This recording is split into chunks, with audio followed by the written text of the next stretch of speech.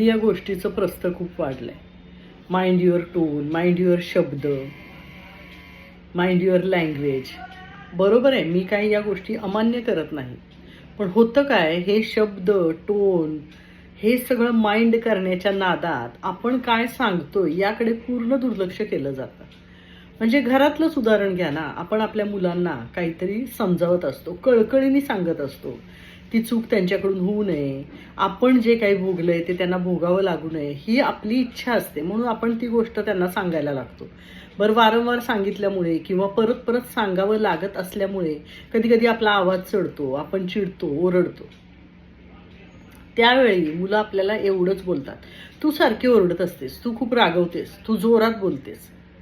म्हणजे तू काय बोलतेस, आमच्यासाठी काहीतरी चांगलं सांगतेस याच्याकडे त्यांचं लक्ष नसतं. तू जोरात ओरडतेस, तू सारखी सांगत राहतेस, तुझा आवाज वाढतो, याकडे त्यांचं लक्ष असतं. आहे की नाही कमाल? म्हणजे मुद्दा काय आहे, आपल्या फायद्यासाठी आहे, समोरची व्यक्ती कळकळीने आपल्यासाठी सांगते, याकडे हल्ली कुणाचंच लक्ष नसतं. लक्ष कशाकडे असते? कसं सांगते, नीट बोलते का, आवाज चढलाय का. म्हणजे आता तुम्ही जिभेवर साखर आणि डोक्यावर बर्फ घेऊनच राहायचं आणि अशा शांतपणे जे काही वाटतंय ते सांगायचं.